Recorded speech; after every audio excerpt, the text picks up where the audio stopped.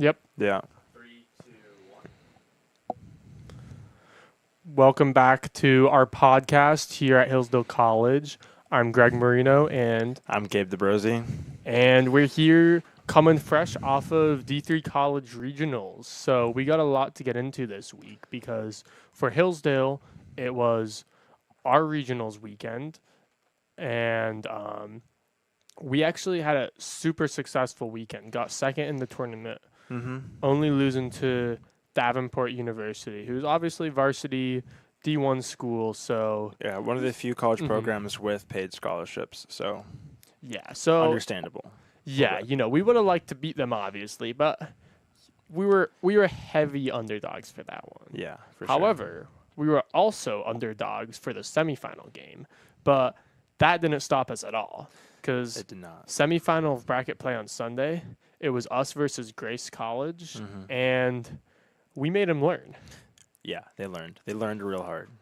Yeah. So we ended up winning that one 13-12 on Universe Point. But what really what adds to the story of that game is the fact that we played Grace at sectionals, lost pretty handily, 15-10, I think was the final score there. So it wasn't a total blowout, but it was a very comfortable win for them. Yeah. And then even more dramatically, Saturday of regionals in pool play, Grace took a 13-4 lead against us. Yeah. And then it ended up being 15-7 because they pulled out their starters. 14-7. So Hard cap blew. It was 14-7. But yeah. But they absolutely destroyed us on Saturday. Yeah. And it so was then, not really close. And at the end of the day, with the way that pool play lined up, we knew, hey, round one of bracket play, we're going to get Valparaiso University. We know we can beat them. And then round two, we're going to get Grace. So and, yeah, it really all came down to that Grace game. That was the game that we knew we really wanted to win. I mean, we were talking with some of our teammates at dinner the night before, and we were thinking, hey, it was pretty obvious to us Grace is a better team. They kind of showed that. They're more consistent, but we knew that we were actually that at our best we could contend with them and that we could actually beat them. So that was the big thing. It's this is for our team. This is what we need to do.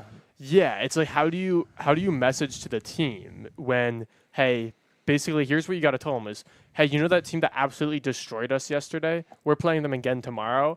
Only our season's on the line and we need to beat them. And we're going to beat them. And so it's you just need to take such a better mindset into that game on Sunday than what we had on Saturday. This is the big lesson that just mindset is kind of everything going into a game. Exactly. You have to have a good mindset, especially when it's such a big game like this. Because Grace also had the same deal. They're hey, actually they might have thought, hey, this is going to be an easy dub for us. We have an easy ticket to the finals, and finally we get another shot at Davenport. And then, 4 points in, and we're holding them, just holds back and forth, and then we break 6-4, and they're oh shoot, we actually need to get our stuff together. Yeah, and then that's when they start to get a little antsy, and you see some uncharacteristic turnovers from some of their better players, and ultimately in a 13-12 game, just one of those turns was all it took to give us what we needed to win. Yeah. It wasn't a mistake-free game. There were mistakes on both sides, but it was an extremely well-played game. Yeah, it was rainy, which means that a lot of the turnovers were unforced, a lot of just drops, and then also a few errant throws here and there. Actually, I think they probably had – I think the majority of their turns were actually from errant throws or bad decisions, and our turns were more kind of unforced drops. I had a drop in the end zone. That felt pretty bad. That was – it cost me an assist there. I missed that on the stat sheet. But really, the message I said to the team was that Saturday was 20-plus mile-an-hour winds, and I felt like that just destroyed our throwing ability because our team is not built around handoff passes. We're built around, solid 10, 15-yard passes.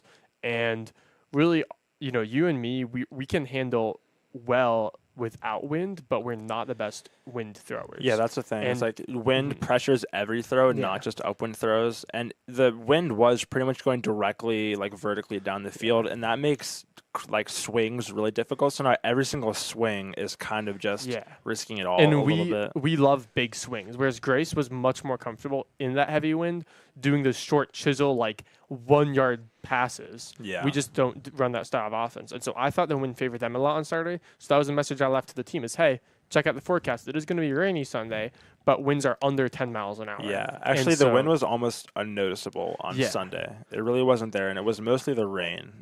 And that allowed our throwers to throw pretty much mistake-free. So now let's take a look at some of the highlights. First from pool play against Knox, and then from Grace.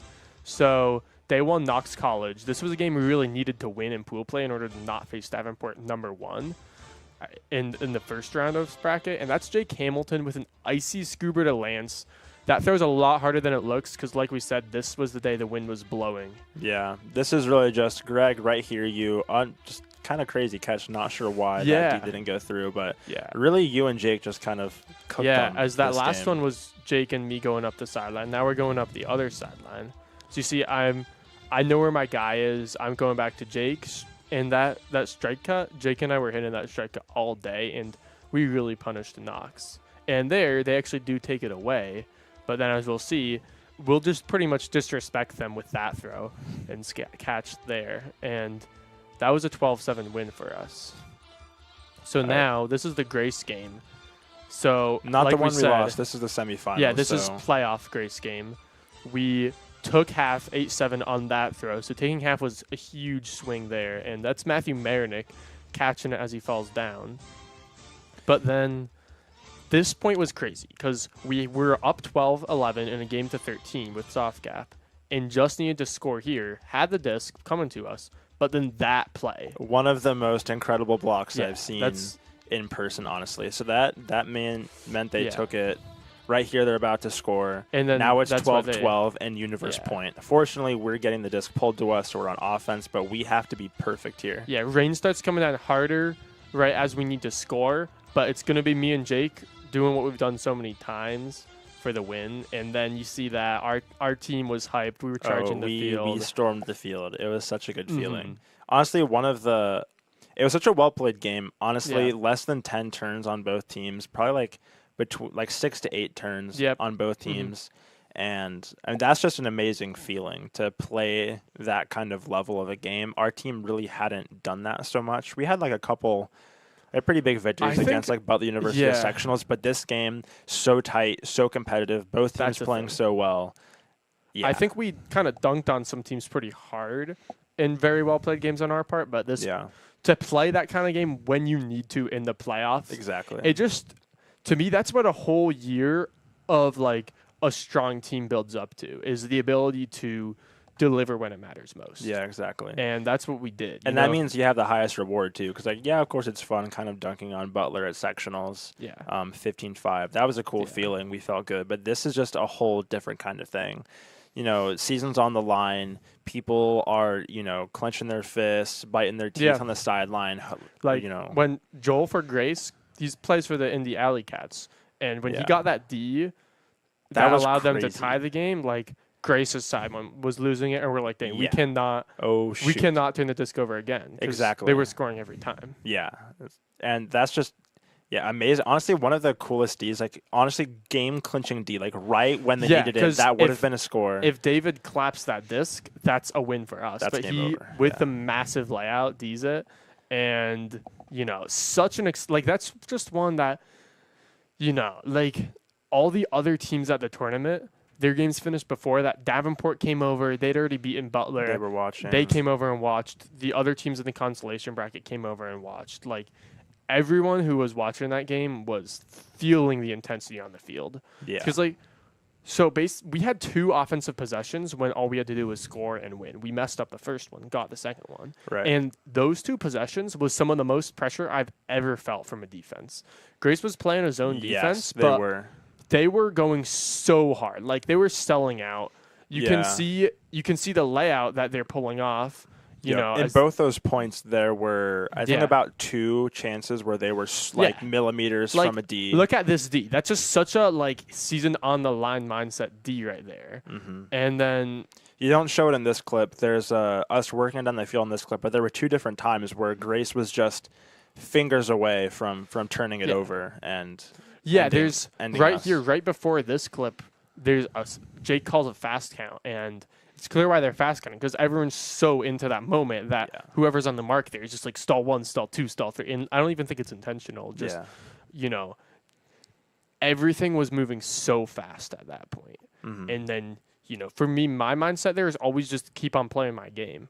And Grace did even more than that. They played their game, but even better on those last 2 points. Yeah, that was scary to play against because you just felt like a nice, fairly open swing. You just know a massive layout attempt is coming for it. Exactly. So, they were laying out for pretty much everything that was within the reach, or not even within putting reach. So much pressure. But honestly, that is how I think we were able to beat them, is because I think we contained their best player pretty fairly well, at least a lot more than we contained him in our first 2 face-offs against him. And I was floating on him. We were doing a 2-3-1 defense with me as the floater, just face guarding number 77 on Grace's squad. And I don't think I got a D on any throw passed to him that game, and he did get the disc some, even with me on him.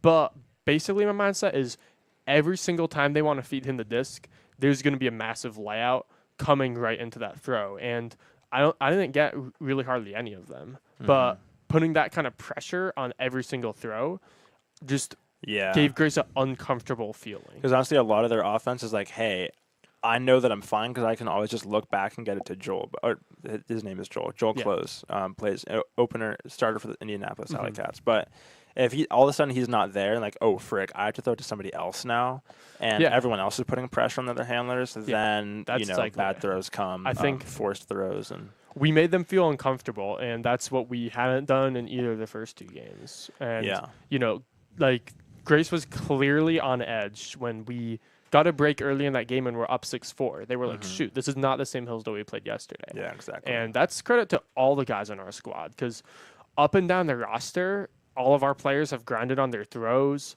and that shows because usually in a game like that, a not very fine-tuned team is going to have some of like the D-line cutters are going to get the disc and panic and throw something away. But that didn't happen for us at all, because all 14 players on our roster knew how to throw, weren't throwing turnovers. And then also we had big catches from downfield passes. We see Jake, he threw a lot of blades and hammers in that. I mean, Grace's zone was really kind of a junk zone with two other markers who kind of clog up lanes with the middle closely behind them. It kind of looks just like a diamond following the disc around the field, and that means that either they can choose to move their wings up and take away the swings, or they can push their wings back and let the swings go. So that means like either we have really easy wide open swings that we can get a few yards on at a time, or they push their wing defenders up, and then we can hammer it across. And that's I think and we were doing a great job doing both of those. When they adjusted to pressure those swings more, then we were putting it over the top, and Jake was doing a great job. Yeah. When they were putting the guys further back, then we were taking advantage of that all that space they left open on the back. That's what happened to us at sectionals, is they just crowded our handlers so hard that we weren't able to swing it to each other much, and then I was assigned to throw a couple hammers over, and those hammers did not go well, and that game did not go well. But this game, once they pressured our handlers and cut, really just said, hey, we're not letting these two beat us, that was when Jake just puts blades over to Matthew Mayernick, and Matthew Mayernick had some big catches, on even some contested catches too on those blades. Yeah. And that pulls the wings back, and then now handler swings are opened up, and we can go back to kicking. So it's a great full team effort. You can see it in just so many of the points. It's a series of swings and then popping it through the middle to a cutter, and that's when we get the motion going. And once we get behind that zone, can't be stopped. Yeah, we did a great job making adjustments. We learned a lot from our previous games this season, and it was really kind of all coming to a head in that game. Yeah. People were throwing their best. They were cutting their best. We were shredding their zone the best we've ever done before. And even with the rain, everyone was playing great. Yeah, I'm just so proud of our guys for having the mental toughness to make the most important game their best game. And it came out because as a team, as a whole, it was our best game. And we were all so dialed in, and so was Grace by the end of it. But we were able to come out with a big win. And that's a win that we'll take all through our next season. Everyone's going to remember that game for the next year or even 2 years. That's kind of a franchise-defining win. Yeah, and that's what did we have last year? We had a quarterfinals almost win against Butler. That was kind of a big moment. Oh, we gave them a good game, but we still lost and took fifth regionals. That was that was what yeah. it was. We kind of knew that we could have done better. We had stuff to think about and to hope for. But this is like, hey, like we know that we can dominate. We've proven it. We're going to do it again. I think we walked away from our previous season's loss to Butler at regionals feeling good about ourselves, feeling like we put up a fight against a nationals team. But at the end of the day, a loss is a loss, and you're not going to feel that great about losing in the quarterfinals. Right. But to win semifinals on Universe Point against a team that everyone in the region thought was better than you, that's like a character developing game for our whole squad. Yeah, definitely. So, and then let's touch briefly on that Davenport game. Yeah, we don't have footage of it because, all of the people on our sideline were just watching the game, and we're still waiting on footage from Ulti World. But there were some pretty awesome plays that game. We knew going into that game, Davenport is kind of a different level of opponent. We were just hoping, hey, we're going to try and play our best, give them a good game, do what we can. We ended up losing, 15-5? It was 15-5. Yeah, so it wasn't close. Honestly, though, we won that Grace game. Our energy was so high, and because they sped up the bracket process, we had about 5 to 10 minutes before we were polling against Davenport.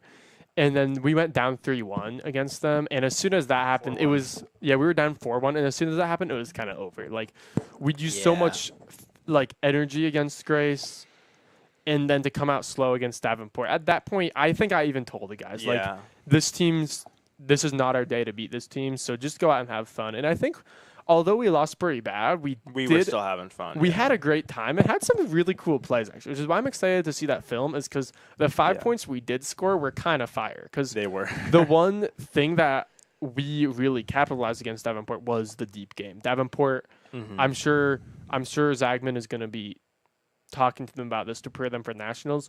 We really exposed them deep a little bit. Now, to be fair, we had a lot of failed deep shots when they poached, but I think we won pretty much every one-on-one deep shot. Yeah, we did. We had quite a few. You had a crazy layout on a hook from me that was a little too far. I had that dog in me, though. Yeah. No, I saw you chasing it down, and I was like, he better get this. And then massive layout in the middle of the field. We also had a few where we got the big huck to get it to the 1 yard line and then turned it over. Yeah, so it's kind of tough. It does happen. Because they did a great job of just being a team of 7 athletes every time. So they put pressure. They were by far the most athletic team in the region. They were the one team that played man, and that's the thing. Against man, we can expose teams deep. Yeah, so everyone's playing zone the whole time, all tournament, especially because of rain, wind. We never really got to use our deep options, and we have 3 great throwers, and all 3 of those great throwers are also great cutters, and a couple extra really, really fast guys that we can use. And finally, we can use this ability to not just swing it across the field, but also chuck it downfield. Yeah, we have like you said, 3 people were comfortable having hucked the disc, and more than that, who were comfortable going deep and getting a disc. Yeah. So we used several different players on deep cuts, and with success. And a lot of what happened in that game is, hey, we had just been so dialed for the Grace game. Everything went into that. And all of those unforced errors that we weren't making in the Grace game kind of came out against Davenport. We had people who much more skilled than they really made it seem, just kind of dropping it, tripping on their cuts, kind of throwing it away, that kind of stuff. We were we had several turnovers on unguarded dumps. So it was just one of those games where I think if we'd played like we did against Grace against Davenport, it would have been a good game. I think it would have been. I don't know if we win. We probably would have both been in the double digits. I think it would have been scary for them at least. But we put our physical and mental energy into that Grace game and got a massive win. So all things considered, I was fine with huge success at regionals. Yeah, we're really looking forward to next year. Everyone's looking forward to next year. Yeah, and Davenport, as a varsity school, they should be in Division I next year. I think it's kind of only fair to the integrity of the league to put varsity schools in Division I, just because the whole idea is if you have fewer people in your school, you have less resources, so that's why you're going to be D3. But if you hand them like $200K to sign people with, well, now their resources are comparable to a school like MSU that has tens of thousands of students. Yeah, and I think one of their big victories that season was a pretty big decisive victory over MSU, their D1 squad. their A team during the season, which was kind of unexpected and kind of a big deal. So Yeah. clearly they're very qualified. They have, I think their star Jacob Felton, who you're going to be playing with on the Detroit Mechanics this weekend.